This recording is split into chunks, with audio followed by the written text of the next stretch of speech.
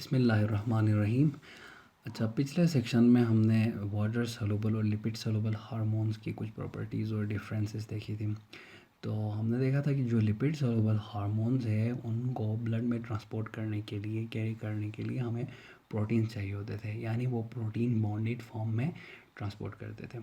अच्छा, पहले तो ये बात कि जो प्रोटीन है ब्लड के अंदर जो इस लिपिड सॉल्युबल हार्मोन को ट्रांसपोर्ट करता है, उसके लिए यहाँ पे बाइंडिंग साइट होगी, ठीक है।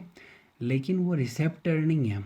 आपने ये बात याद रखनी है कि हार्मोन यहाँ पे जुड़ा होता है लेकिन वो रिसेप्टर नहीं है। रिसेप्टर और बाइंडिंग साइट में फ़र्क है कि रिसेप्टर भी बाइंडिंग साइट होता है, ठीक है। रिसेप्टर के ऊपर जब हार्मोन लगता है तो वो अंदर एक्टिविटी को चेंज करता है through some signal transduction.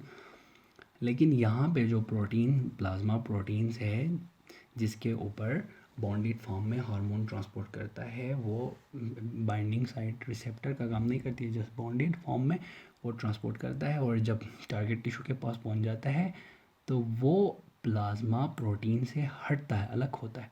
Free form में जब होता है वो एक्टिव होता है, ठीक है। प्रोटीन बॉन्डेड और free circulating hormone, protein bonded hormone जो है वो इनएक्टिव होता है। देखिए यहाँ पे अगर बॉन्डेड हार्मोन है प्रोटीन के साथ तो ये इनएक्टिव है, ठीक है। ये फंक्शन नहीं करता, ये नेगेटिव फीडबैक इनहिबिशन नहीं कर सकता, ये वैसे रिसेप्टर के साथ बॉन्ड करके आगे जो सेल की एक्टिविटी है उसको चेंज नहीं कर सकता। लेकिन ये जो फ्री हार्मोन है ये कर सकता है, ये नेगेटिव फीडबैक इनहिबिशन करता है, ये एक्टिव होता है, ठीक है। लीवर जो है ये बनाता है आपके प्रोटीन्स जो लिपिड सॉल्युबल हार्मोन्स को कैरी करते हैं, ठीक है।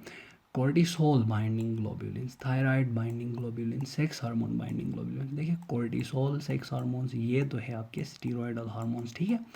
थायराइड का मैंने पहले भी बताया था आपको, ये कोलेस्ट्रॉल से नहीं बना, बाकी वाले कोलेस्ट्रॉल से बना, ये कोलेस्ट्रॉल से नहीं बना, टायरोसिन से बना है, लेकिन ये स्टीरॉयड वाला भी है, यानी ये बिहेव करता है स्टीरॉयड हार्मोन की तरह। तो ये थायराइड को ट्रांसपोर्ट करने के लिए भी थायराइड बाइंडिंग ग्लोब्यूलिन चाहिए होता है। एक थायरोग्लोब्यूलिन है वो अलग है, ये थायराइड बाइंडिंग ग्लोबिन है ये अलग है। ये हम डिटेल में डिस्कस करेंगे जब हम थायराइड का सेक्शन करेंगे, थायराइड ग्लैंड करेंगे, ठीक है। फिलहाल ये आपने याद रखना है कि प्लाज्मा प्रोटीन के साथ जो बॉन्डेड होगा हार्मोन वो इनएक्टिव होगा और फ्री सर्कुलेटिंग हार्मोन होगा वो एक्टिव होगा। बॉन्डेड फॉर्म से फ्री में आके ये एक्टिव होता है और ये अपना फंक्शन करता है, ठीक है। जैसे देखें T3 T4 का हम देखते हैं। हमें पता है कि थायराइड ये जो थायराइड स्टिमुलेटिंग हार्मोन है ये आपके एंटीरियर पिट्यूटरी से आता है, थायराइड ग्लैंड से T3 T4 सीक्रेट होता है, ठीक है। T3 T4 जो है ये नेगेटिव फीडबैक इनहेबिट करता है फ्री T3 और फ्री T4, ठीक है। मेनली T4 यहाँ पे जाके पेरिफेरल कन्वर्जन होती है T3 में और T3 यहाँ पे इनहिबिट करता है TSH की सिक्रीशन को।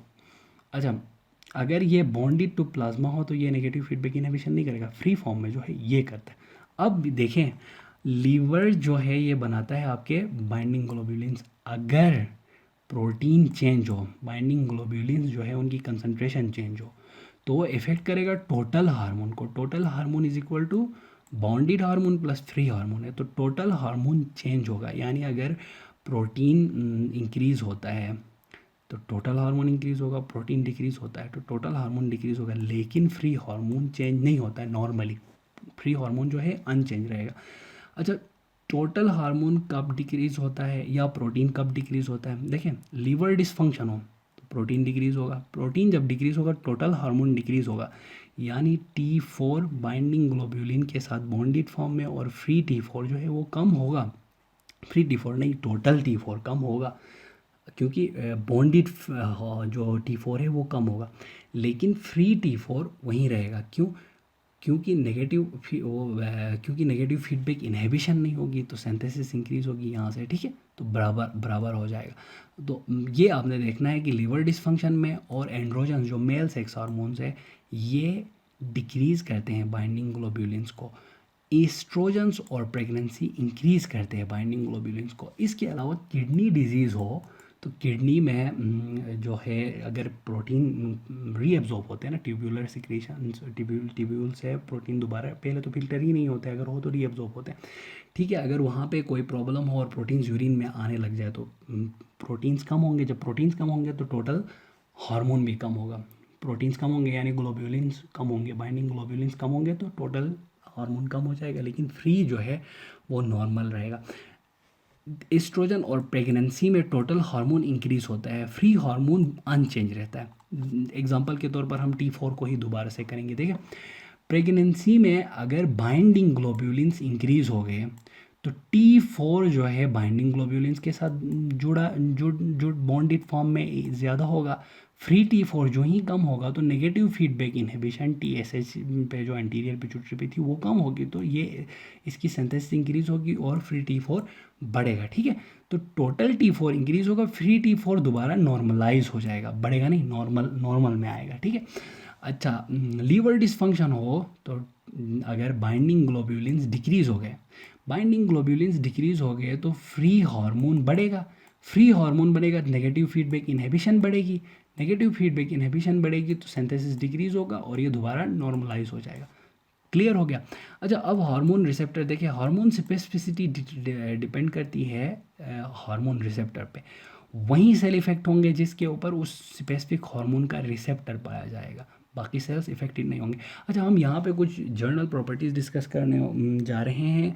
अगर आप ये सुन रहे हैं गौर से और समझ रहे हैं तो आप लकी है, क्योंकि ये अंदर जो टेक्स्ट बुक्स है वो तो कॉन्वोल्यूटेड होती है बहुत ज़्यादा और वोलेटाइल होती है अंदर, ये मेन पॉइंट्स अंदर गुम होती है, ये मैंने निकाली अंदर से। ठीक है, आप ये समझेंगे आगे आपको बहुत ज़्यादा आसानी होगी। अच्छा देखिए, हार्मोन स्पेसिफिसिटी ये डिटरमाइन करता है रिसेप्टर, जो टिश्यूज़ जो सेल्स रिसेप्टर एक्सप्रेस करेंगे वहीं पे हार्मोन एक्ट करेगा, बाकी एक्ट नहीं करेगा। ठीक है, हार्मोन की एक्टिविटी नॉर्मली अगर देखें तो रिसेप्टर्स जो है वो बहुत ज़्यादा होते हैं, यानी वो सेचुरेटेड नहीं होते हैं। नॉर्मली रिसेप्टर ज़्यादा होते हैं, हार्मोन कम होता है। जो ही हार्मोन इंक्रीज़ होगा रिसेप्टर्स इसकी सेचुरेशन इंक्रीज़ होगी और एक्टिविटी शो करेगा। देखिए, under normal conditions receptors are not saturated, इसका मतलब क्या है, रिसेप्टर्स आर एबंडेंट, रिसेप्टर्स बहुत ज़्यादा होते हैं और हार्मोन कम होता है। दैट इज़, देखिए, एक्स्ट्रा रिसेप्टर एग्जिस्ट। ठीक है, therefore normally the number of hormone receptor is not, देखिए, the number of hormone receptor rate limiting नहीं है, बल्कि इन हार्मोन एक्शन के लिए हार्मोन रेट लिमिटिंग है। हार्मोन इंक्रीज होगा फंक्शन इंक्रीज होगा, हार्मोन डिक्रीज होगा फंक्शन डिक्रीज होगा। रिसेप्टर्स नॉर्मली फिजियोलॉजिकली, पैथोलॉजिकली नहीं, अगर सेचुरेटेड हो तो वो प्रॉब्लम होगी, पैथोलॉजी होगी। ठीक है, फिर पैथोफिजियोलॉजी में हम इसे समझेंगे। Plasma concentration of free hormone is usually, समझ आ गई, एक्टिविटी को प्लाज्मा फ्री हार्मोन कंसनट्रेशन जो है वो कंट्रोल करेगा, फ्री हार्मोन, बॉन्डेड हार्मोन नहीं। अच्छा, अब रेजिस्टेंस क्या होती है, देखिए, हार्मोन एक्शन के लिए रेजिस्टेंस ये होती है कि अगर हार्मोन सेचुरेटेड हो तो वहीं रेजिस्टेंस है। डाउन रेगुलेशन, टिश्यू रेजिस्टेंस एक ही बात है। टाइप 2 डायबिटीज़ मेलाइटस इसकी एग्जांपल है। इंसुलिन तो एबंडेंट क्वांटिटी में होता है, टाइप 1 में इंसुलिन डिफिशिएंसी होती है, टाइप 2 में इंसुलिन होता है, सिक्रेट करता है बीटा सेल पेंक्रियाज, लेकिन जो रिसेप्टर है उसमें या रिसेप्टर के आगे जो सिग्नलिंग ट्रांसडक्शन जो मैकेनिज्म है उसमें कोई प्रॉब्लम होती है और ये रिस्पॉन्स नहीं करता है, उसको कहते हैं डाउन रेगुलेशन या टिश्यू रेजिस्टेंस। ठीक है, abnormality in receptor are events distal to ligand receptor interaction often due to chronic elevation of circulating hormone। ये देखिए, यहाँ पे नॉर्मली हार्मोन कम होना चाहिए, रिसेप्टर ज़्यादा होना चाहिए। अगर क्रोनिक इलेवेशन हो सर्कुलेटिंग हार्मोन का, जैसे डायबिटीज़ में, ठीक है, या और ड्रग थेरेपी की वजह से, तो डाउन रेगुलेशन हो सकती है, रेजिस्टेंस हो सकती है। ठीक है, अच्छा, इसके अलावा देखिए, under these condition receptors are often saturated, इस कंडीशन में सेचुरेटेड होंगे। Reduction in hormone levels often produce some recovery to sensitivity. ये ऐसा है, अगर कोई आपको डांटता है तो आपको आप पे असर होता है, अगर कोई आपको डांटता रहे 24 घंटे तो आप आपकी सेंसिटाइज हो जाते हैं, मतलब आप रेजिस्टेंस क्रिएट करते हैं, आपको फ़र्क नहीं पड़ता, छोड़ो ये हमेशा बकवास करता रहता है, आप बिल्कुल। अगर कुछ अरसे तक वो ना डांटे फिर दोबारा डांटे तो आपकी हो सकता है कि डांट डपट को सुनने की जो सेंसिटिविटी है वो बहाल हो जाए, जस्ट लाइक दिस। इसी तरह की एनालॉजी है इसमें। ठीक है, क्लिनिकल प्रेजेंटेशन इज ऑफन, ये देखिए, वन नॉर्मल और elevated hormone levels but with reduced और absent peripheral manifestation of the hormone and a failure of replacement therapy to correct the. तो इसमें रिप्लेसमेंट थेरेपी नहीं हो सकती। देखिए, डाउन रेगुलेशन या रेजिस्टेंस में ये कह रहा है कि नॉर्मली जो एंडोक्राइन प्रॉब्लम्स है ना, उनमें हम ऐसा कर सकते हैं, अगर एंजाइम डेफिशिएंट है तो हम बाहर से रिप्लेस करते हैं, उस एंजाइम को देते हैं, तो रिप्लेसमेंट थेरेपी होती है। लेकिन अगर टिश्यू रेजिस्टेंस डेवलप हुई है, जैसे टाइप 2 डायबिटीज़ मेलाइटस में, तो बाहर से इंसुलिन देने से कुछ नहीं होगा, क्योंकि रिसेप्टर रिस्पॉन्ड नहीं कर रहा है। या जैसे नेफ्रोजेनिक डायबिटीज़ इंसिपिडस है, तो नेफ्रोजेनिक डायबिटीज़ इंसिपिडस में ये होता है कि एंटी डायरेटिक हार्मोन के लिए जो रिसेप्टर्स है, ठीक है, वो फंक्शन नहीं करते। एंटी डायरेटिक हार्मोन होता है न्यूरोजेनिक में एंटी डायबिटिक हार्मोन नहीं होता है तो हम रिप्लेसमेंट कर सकते हैं, बाहर से एंटी डायबिटिक हार्मोन देके हम उसको करेक्ट कर सकते हैं। परमिसिव एक्शन, परमिसिव एक्शन जो है ये बहुत ही इम्पोर्टेंट फेनोमेना है। इसमें ये होता है कि एक हार्मोन का प्रेजेंस ज़रूरी होता है दूसरे हार्मोन के प्रॉपर फंक्शनिंग के लिए। जैसे कॉर्टिसोल जो है इसका प्रेजेंस मस्ट है ग्लूकागॉन के नॉर्मल फंक्शन करने के लिए, तो इसको कहते हैं परमिसिव एक्शन। ठीक है, cortisol has permissive action on glucagon to carry out gluconeogenesis and prevent hypoglycaemia. ठीक है, कॉर्टिसोल आपका मिनरेलोकॉर्टिकॉइड है। ठीक है, इसके अलावा cortisol has permissive action on catecholamines norepinephrine, epinephrine के फंक्शनिंग के लिए भी कॉर्टिसोल का होना ज़रूरी है। बहुत ही इंपॉर्टेंट फेनोमेना है, बहुत ही शॉर्ट है। एक हार्मोन का प्रेजेंस दूसरे हार्मोन के फंक्शनिंग के लिए ज़रूरी है, उसको कहते हैं परमिसिव एक्शन। इसका मैकेनिज़्म क्या है ये मतलब क्लियरली अंडरस्टूड नहीं है। बात उसके मुताबिक ये है कि ये रिसेप्टर्स बढ़ा देता है। जैसे कॉर्टिसोल जो है एपिनेफ्रिन नॉरएपिनेफ्रिन के लिए रिसेप्टर्स बढ़ा देता है, अप रेगुलेट करता है। ठीक है, तो ये हो सकता है परमिसिव एक्शन। कॉर्टिसोल है परमिसिव एक्शन ऑन कैटेकोलामीन्स तो इंक्रीज ब्लड प्रेशर। देखिए अगर किसी का एक्सीडेंट हो जाए और ब्लड प्रेशर बहुत ज़्यादा लो हो उसकी वजह से, हेमरेज की वजह से, तो आप कॉर्टिसोल इंजेक्ट करते हैं बाहर से। क्यों? क्योंकि कॉर्टिसोल जो है एपिनेफ्रिन और एपिनेफ्रिन के फंक्शन को इंक्रीज़ करता है। परमिसिव एक्शन है कॉर्टिसोल का। ठीक हो गया। बाकी डिसऑर्डर्स देखें एंडोक्राइन सिस्टम के, तो हाइपो फंक्शनिंग्स और हाइपर फंक्शनिंग्स हो सकते हैं। ठीक है, हाइपो यानी कम सिक्रीशन, हाइपर फंक्शनिंग यानी हाइपर सिक्रीशन, ज़्यादा सिक्रीशन।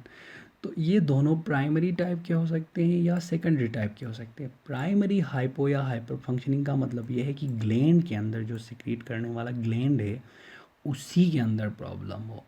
सेकेंडरी का मतलब ये है कि ग्लैंड ठीक हो, बाहर कोई सेकेंडरी प्रॉब्लम हो जो लीड करे ग्लैंड के हाइपो या हाइपर फंक्शनिंग की तरफ। ठीक है, ये हम डिटेल में डिस्कस करेंगे जब हम हमारा ऑर्गन करेंगे उस वक्त। बस इतना समझना ज़रूरी है कि प्राइमरी अगर मसला है तो वो ग्लैंड के अंदर, सेकेंडरी मसला है ग्लैंड से आउटसाइड। जैसे अगर कैल्शियम जो है हाइपर कैल्सीमिया की वजह से पीटीएच की सिक्रेशन इनहिबिट हो जाए, हाइपो पैराथायरॉयडिज्म हो सकता है। ठीक है, या कैल्शियम बहुत ज़्यादा कम हो, हाइपोकैल्सीमिया हो तो हाइपर पैराथायरॉयडिज्म हो सकता है। ठीक हो गया।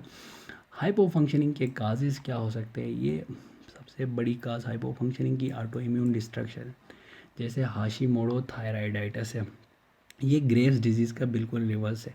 ग्रेव्स डिजीज़ भी ऑटो इम्यून है जिसमें एंटीबॉडीज़ है जो स्टिमुलेट करते हैं जो है थायराइड हार्मोन की सिक्रीशन को। अच्छा, हाशिमोटो थायराइडाइटिस में ये होता है एंटीबॉडीज़ होती हैं जो जाके उसको डिस्ट्रक्शन कराती है आपके थायराइड ग्लैंड के सेल्स की। ठीक है, दूसरा डिक्रीज स्टिमुलेशन की वजह से हो सकता है, इन्फेक्शन की वजह से हो सकता है और इन्फॉक्शन की वजह से। इन्फॉक्शन डिक्रीज ब्लड फ्लो की वजह से। ठीक हो गया। एंजाइम डिफिशिएंसीज होती है कॉन्जेनिटल, कुछ एडिनल कॉर्टेक्स में है वो हम देखेंगे, उस वजह से हो सकता है।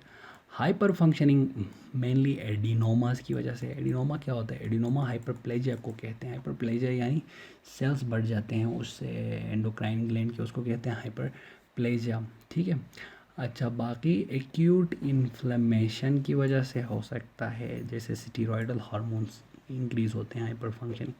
अच्छा, हाइपरप्लेजिया और एडिनोमा में कोई ख़ास फ़र्क नहीं है, और कैंसर में भी, बल्कि कैंसर जो है ये इसका एक बहुत ही क्या कहते हैं, कैंसरस जो सेल्स है, ट्यूमर्स है, वो कहीं पे भी हो क्या करते हैं, एक टॉपिक जो है प्रोडक्शन करते हैं मुख्तलिफ हार्मोन्स की, जैसे पीटीएच की सिक्रीशन करते हैं। मगर स्मॉल सेल कैर्सिनोमा लंग हो वो, तो वो मेटाबॉलिक जो है उसको डिस्टर्ब करता है इक्विलिब्रियम को।